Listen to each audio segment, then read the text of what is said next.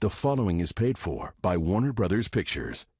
Argo, now nominated for 7 Academy Awards, including Best Picture. The lives of our people in Iran are at stake. Although it seems like fiction, every word of the story is true. I remember Ted Koppel saying, a silver lining in all this bad news. 6 Americans were smuggled out of Tehran, and that's all we knew. And it wasn't until after the declassification that we found out the truth. This is a high-risk operation, about as high as the risk that you want to take. If it wasn't based on a true story, you could never make the movie. But the fact that it is true is what makes it really interesting. I need you to help me make a fake movie. You want to act like a big shot? Yeah. Without actually doing anything? No. You'll fit right in. I think the fact that we were able to get such great actors has to do with material. You can't build cover stories around a movie that doesn't exist. You need a script. You need a producer. You want to set up a movie in a week, then you get to sneak 007 over here into a country that wants CIA blood on their breakfast cereal, and you're going to walk the Brady Bunch out of the most watched city in the world. That's right. Right. I wanted to work with Ben Affleck because his films are terrific. He's going to be one of the best directors around. I think he's already one of the best directors around. Hi, I'm gonna get you home. It's tense and dramatic and historic. But truly, when you get down to it, Argo is about the human experience and what lengths others will go to save the lives of others. Tell me who you are. Mike McEwen, cameraman. Timothy Harris, location manager. Rachel DeWart, production designer. Sean Bassett, associate producer. Marianne Boyd, screenwriter. Robert Baker, director. All right, let's go make a movie. A hero, to me, is less about the S in your chest as it is about normal people facing fear. My name is Tony Mendez. I have a wife and a 10-year-old son. This is what I do. I get people out. And I've never left anyone behind.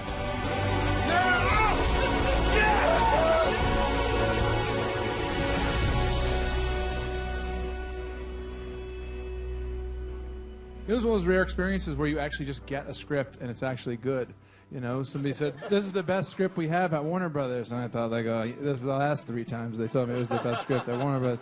And then it actually was the best script. I thought when I read the article in Wired magazine that would become Argo that it was amazing that this really happened. How it combined the Hollywood world and the CIA Washington world and then the world of geopolitics in Iran. I got a call from the studio saying that Ben was interested in directing the film. George and I looked at each other and thought, wow, that's a really interesting idea. When Ben came in and sort of pitched his idea, we were so thrilled with what he wanted to do that we thought this is the perfect pairing of the script and the director. Tony wasn't a super spy guy shooting 2 people at once and falling out of a window. They're not magical beings. They're regular people. And I thought, well, how am I going to sort of weave these together? And that's when the real work started. I had the photos of the real people up. I was trying to be in the zone of how they really looked, but more and more I just started thinking, you know, I just need them to be real. I need actors willing to take risks, willing to improvise, and most of all, I need actors with a kind of granular realism. They got me in touch with Bob Anders, which was really one of the great conversations I've had in a long time. I got to speak to him for like an hour and a half. There was this demonstration outside. There's a demonstration almost every day. The carnival's a little bigger today, huh? Windows are supposed to be bulletproof, right? I've never been tested. We're all playing real individuals, so of course I reached out to the person that I'm playing. I actually found myself in a position where I could watch and report to people on what was going on literally from my office window. They're over the walls. We should all split. Reading the research materials, everything just seemed so insane and so terrifying. And what I learned from Cora was there was a certain sense of like normalcy to it all. The previous takeover of the embassy on Valentine's Day of 1979 lasted for 24 hours. Everyone was released. What she said to me is when people started coming in, she was like, oh, well, this will probably be like what happened last time. It'll be over in a few hours and we can come out and everything will be fine. I don't think I realized until later when I saw video footage how many people were actually on the compound. We are in the only building with direct access to the street. If we're going to go, then we need to go now. Yeah, I'm in. Yeah, let's go. The main thing we were thinking about was, let's get out of here. Let's go find a place to hide. They had to make a split decision as to where they were going to go. There was some debate about if they were going to go to the British Embassy, and the Canadians took them in. These were our friends, the diplomats who were there. I don't think it's trite to say that the U.S. and Canada have a special relationship. And they said, of course we'll protect them and take care of them. They were taking a great risk by housing them. There's no conceivable way the Canadian embassy was going to be closed and leave these 6 hanging. So what happened? Not clear. We know they escaped the embassy. Where are they? The Canadian ambassador's house. Brits turned them away, Kiwis turned them away, Canadians took them in. Traffic calls them the house guests. They're sticking to it. No release till we expel the Shah. Well, put him on a plane then. He's half dead and he's in chemo. Got Revolutionary Guards going door to door like Jehovah's Witnesses. What about the 6 who were with the Canadians?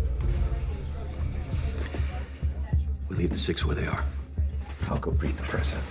I knew immediately that they were there. But we kept that fact very secret because we didn't want the Iranians to know that there were 6 more American diplomats whom they hadn't taken. There's pressure to get them out. They've been there for 10 weeks. We had to figure out, what to do. Obviously, we're thinking about the paranoia and the claustrophobia. At that point, we're thinking every day, we're sitting here putting the Canadians in danger. There's nothing we can do for them. I kept thinking about the energy it takes 24 hours a day to negotiate the social relationships of people, and where you fit in that was exhausting. I went outside for 30 seconds, all right? Could you give me a break? I can't breathe in this house. Who saw me go outside? It's not the point. It's not the point, It doesn't Bob. matter who saw you go out. Did you see me? Did you see me go outside? No, you did go outside. Okay, I saw you. Bob, it only takes 1 second for them to spot you. I read as much as I could about the house guests, but I didn't talk to them because I wanted to be free to invent them. But then as it turned out, once I did make contact afterward, serendipitously, a lot of things that I found turned out to be true. When you're planning an exfiltration, you first of all figure out who are these people and where do they come from. Turns out the Canadians, even before we asked them, had approved the issuance of 6 Canadian passports. These people die. They die badly, publicly. State wants the blame, they'll give it to him. What does he want me here for? So he could tell State he ran it by his best exfil guy. What we like for this are bicycles. Deliver the 6 bikes, provide them with maps to the Turkish border. We have intelligence they can ride bicycles, or we're prepared to send in somebody to teach them. Or you could just send in training wheels and meet them at the border with Gatorade. Tony. It's 300 miles to the Turkish border. They need a support team following them with a tire pump. The next part of the problem is if we got 6 people who are painfully North American, why would they be in Iran at that time in history? What about English teachers at the international school? It's a good idea, but that school's been closed for 8 months. Okay, so how about the do-gooders? 6 Canadians, been over there inspecting crops, making sure the kids get enough to eat. We give them creds, makes them look like ag NGOs. It's a feed the kids thing. Okay, those kids are black. Those are African kids. We can get ethnically appropriate kids. Are there starving kids in Iran? I'm sure there's some skinny kids in Iran. What's in this picture? Tehran. Right, what's on the ground? Snow. Right. So what crops are the do-gooders inspecting under Frosty?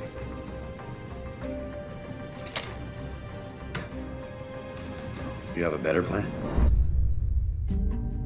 Tony Mendez had this idea that because he was friends with a makeup artist named John Chambers and he'd seen all these, goofy special effects and space makeup movies and stuff, that was a viable idea.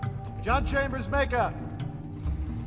John Chambers is known for a lot of things, but most famously for the makeup on Planet of the Apes. He also invented Mr. Spock's ears and working for the CIA. By day, he would be sort of, working with stars on these big Hollywood movies. But then by night, he would be inventing prosthetics to help CIA officers disguise themselves in the Cold War. He was a patriot. He wanted to help his country, and he made disguises that, got people out of Cambodia and Laos and, Soviet Union and all kinds of places. So he was somebody that Tony was accustomed to relying on. I was in the midst of meetings in Washington and so forth, and puzzling this out. And I remembered that we had just been working with JC, so I rang him up. Kevin Harkins? Hey, Tony.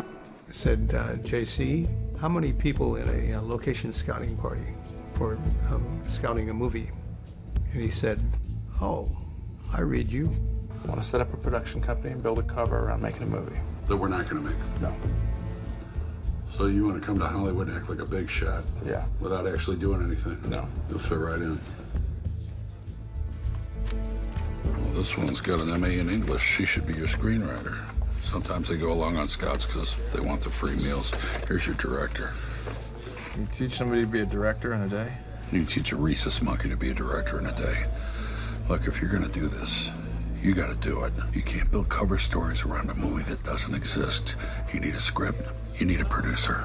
Make me a producer. No, you're an associate producer at best. You're going to do a $20 million Star Wars ripoff. You need somebody who's a somebody to put their name on it. Somebody respectable. With credits. Who you can trust with classified information. Who'll produce a fake movie. For free. Hi, I only got a couple of minutes. I'm getting a Lifetime Achievement Award. Mazel tov, Lester. Alan Arkin was the first choice from the beginning. He was so funny, he's always real, he has this kind of integrity, he's such a good actor. He is himself that legendary guy. He has been a respected part of Hollywood for decades. They told me Alan Arkin was on it, which was a bonus for me because he's one of my heroes. I can't say enough about him, and I won't. Don't ever tell him I said anything nice about him. Okay, you got 6 people hiding out in the town of what? 4 million people, all of whom chant death to America all the live long day. You want to set up a movie in a week. You want to lie to Hollywood, a town where everybody lies for a living. Then you're going to sneak 007 over here into a country that wants CIA blood on their breakfast cereal, and you're going to walk the Brady Bunch out of the most watched city in the world. That's about 100 militia at the airport. That's right. Look, I got to tell you, we did suicide missions in the Army that had better odds than this. The Argo script was sufficiently sort of nebulous and took place in space, and there was some vague desert component, and it was called a cosmic war was the tagline, and Tony switched it to a cosmic conflagration. He thought that was better than war. He didn't want to have war in the title or on the title page. Argo, science fantasy adventure.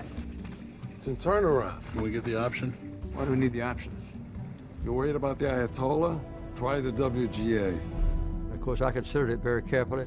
What would happen with the rescue mission under the guise of creating a motion picture? Because they needed to have the fake film look legitimate, they had to go jump through all these hoops of taking out ads in the paper and sort of creating buzz around Hollywood for the fake film. They set up an office. We found the suite of offices being vacated by Michael Douglas. He had just wrapped China Syndrome, and we were able to capture that space. Studio 6. They made business cards. They had people answering phones. They did ads in Variety. They did all the things in real life that you see in the movie. Well, they got a bunch of actors. They're going to read from beginning to end, all the way through. As Hollywood reporters got wind of this, they started snooping around, and they found it was JC that was involved. He had just gotten Oscars and Emmys, so he was top of his game, and it lended verisimilitude to the idea. You're telling me that there is a movie company in Hollywood right now that is funded by the CIA? Yes, sir. It seems silly because it's the movie world, but when you look at it from the point of view of building a cover, well, cover's got to be just as strong if it's about being in the movie business as it does if you're pretending to be a watchmaker or making aluminum siding or whatever. It's about the disguise. And so they were really thorough. It was not unusual to have an association with the Hollywood and the CIA, because if you look at what they do in Hollywood, it's a lot like what you do when you're out spying. And action. In both worlds, you're creating fictions, these sort of fictional situations. And you're playing dress up, and they're forging, and we're recreating. When you make a movie, you have to recreate all the documents of the period. I mean, there's a lot of overlap. It makes sense. From the movie That Carter Telex, where he says the Hollywood option is a go, that is an absolute verbatim copy of the Telex from the White House. Confirm the tickets, go! You have to hit the ground running. You got to be able to move into the area that you're going to be working in and get set up and get ready to go. And if there's a technical problem or a logistical problem, you got to figure out how to solve that problem. And the people in Hollywood get very adept at doing that. And that lends a lot of improvements in what we did in the intelligence profession. You think this is more plausible than teachers? Yes, we do. One, there are no more foreign teachers in Iran. And we think everybody knows Hollywood people. And everybody knows they'd shoot in Stalingrad with Pol Pot directing if it would sell tickets. There are only bad options. It's about finding the best one. You don't have a better bad idea than this? This is the best bad idea we have, sir. By far. The United States government has just sanctioned your science fiction movie. You can get the same effect as you get a little bit closer. Sure. I went to the CIA and I researched what it was really like there and talked to the director and talked to people who worked there and, you know, walked the halls and spent time there. It really mattered to me that it feel real. The CIA doesn't typically offer any sort of public access. I think that if this movie was not about an American hero who was a CIA operative, we would not have gotten into the CIA at all. When the CIA said they'd let us shoot there, we certainly weren't going to not shoot there. The thrill for me of that was just to be in the hallway, to go over the seal and to see the stars on the wall, and that's why I designed a specific shot. Pushing. Tony goes by and we hold on the stars on the wall, and we had to use computer effects to take down the number of stars because far fewer people had been killed, of course, at that point than have now in the service of the Central Intelligence Agency.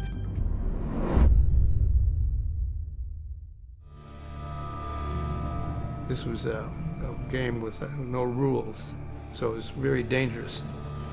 Should have brought some books to read in prison. Nah. They'll kill you long before prison. The notion of going back into Iran and doing this job required a certain gut check on my part. We got a message back saying that our exfiltration was being planned. It was a new word for me anyways. That was Tony Mendez. They were very clearly ready to get out of there. He presented us with 3 scenarios. 2 of them were pretty much throwaways. The third plan was this movie plan. What are our chances? Chances are good. What's the number value of good? 30% chance of being publicly executed? Well, obviously, I put the emphasis on the one that I liked, the one that had the pizzazz. So it gave them a sense of participation in it. The idea was that Tony would give us these false identities. Wallets with credit cards, phone numbers, driver's license. Canadian Band-Aids and matches and all sorts of things that made us feel confident that how would anybody think we were from anyplace else? I think the CIA call it pocket lint. You want us to go to the Grand Bazaar at 3 o'clock in the afternoon? You said a day to learn our covers, then straight to the airport. They suspect something? What I know is we need to pretend to be a movie crew. We go to the bazaar today, we fly out from the airport tomorrow. We won't do it. He told them that there were 6 of us, so that they're expecting 6. It would be suspicious not to show up at this point. Damn it, guys. What else do we have to do? All right? What's the He's about to alternative? show them the only cards that we're holding, which is that they don't know that we're That's the ball game, okay? We look, we don't have any other choice. What are we gonna Who do? says that we'll know our covers well enough? We're not in the CIA. It's suicide. We divided up the eras into 3 different visual looks. For the CIA stuff, we shot on anamorphic, the slightly lower contrast stock. The idea was to give a very rich, lustrous look, sort of like All the President's Men. For the Hollywood stuff, we shot on spherical 35 with this very punchy stock that's high contrast, saturated colors. It was meant to look a little bit like The Killing of a Chinese Bookie, the Cassavetes movie, that sort of seedy LA vibe. The Iran stuff was where we really kind of took a risk. We were blowing up a smaller piece of film onto the same size image so you get something much grainier. Because what I wanted was for an audience to see the movie and have it feel foreign, have it feel a little grainy and distant.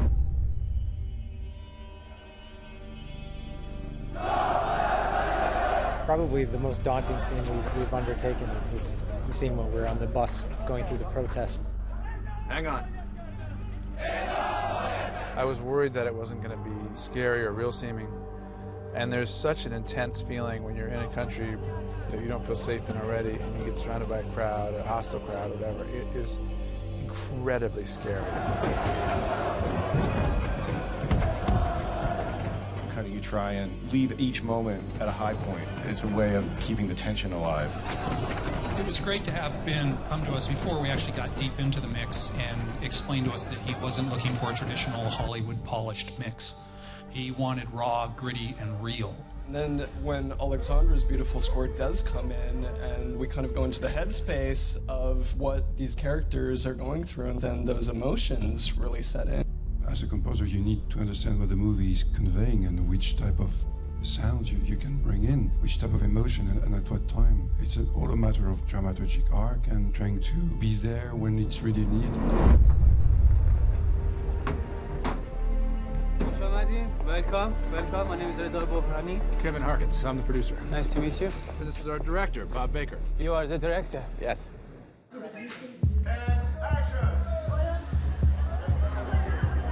The bazaar in Tehran is one of the oldest bazaars in the world, and it's gorgeous and complex and multi-layered. And this, we felt, had the most of that flavor. We had sort of a full run of the place, so it was great. You know, we had a day where we had, I don't know, 700, 800 extras.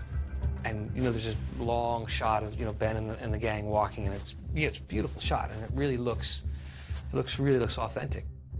They've set dressed this to 1979 and put all these extras in 1979 clothes. It's fantastic. We made all the clothes for the mullahs. You don't find those here. They're not in costume houses. We made 500 chadors, the long black cloak that women wear.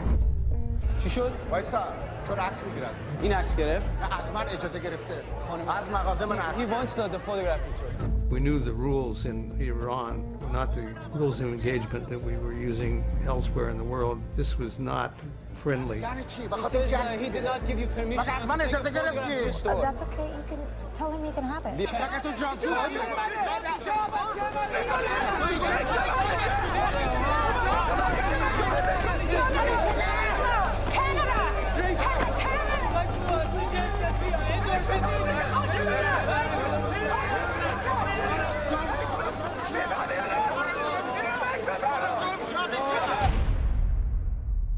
We are in the Blue Mosque right now. It's kind of a rare opportunity. There's no one here right now. It's shut down this morning for us to film in. The Blue Mosque is, you know, one of the most important pieces of architecture in Istanbul.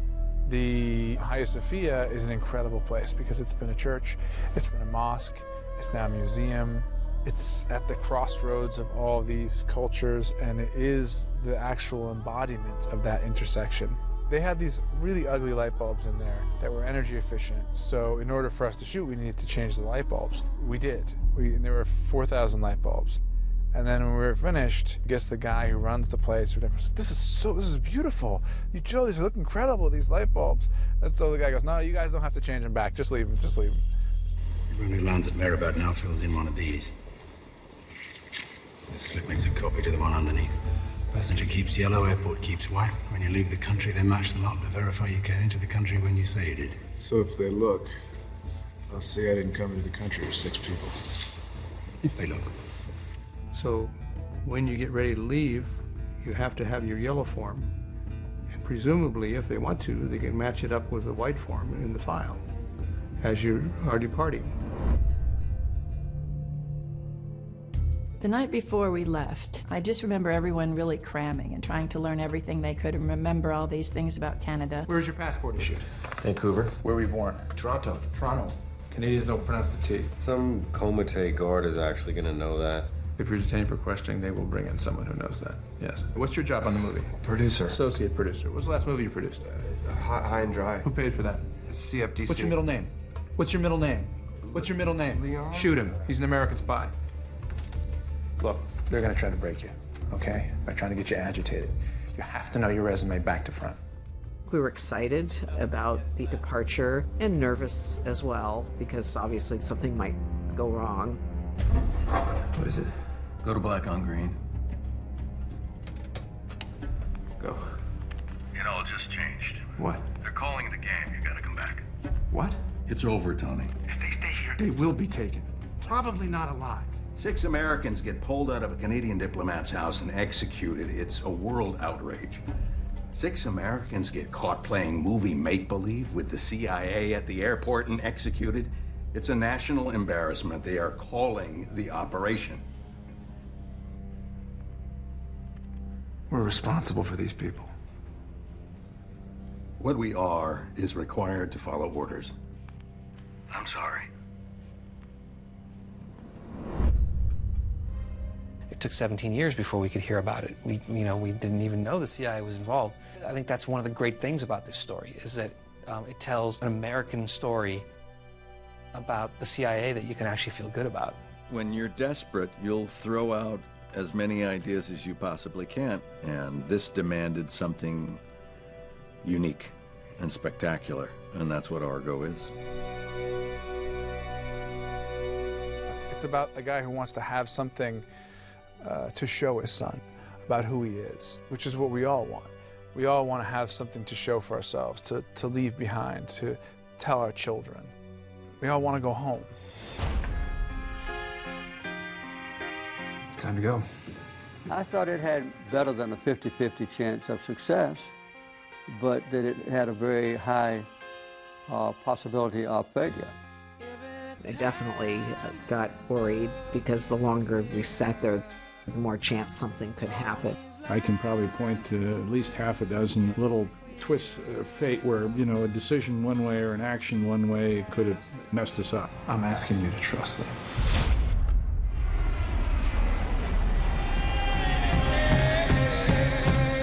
Got wheels up. Wait. Ladies and gentlemen, it is our pleasure to announce that we have cleared Iranian airspace. We felt really good when they announced that we finally left Iranian airspace. They were safe and free. It was a great relief to me.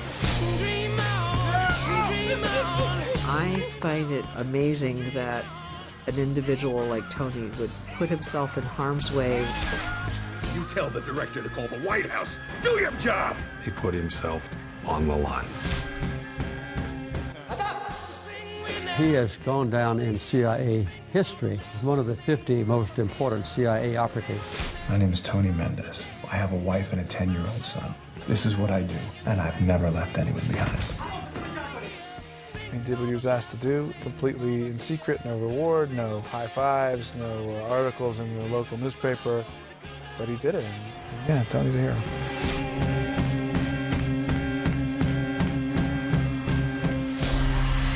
Argo.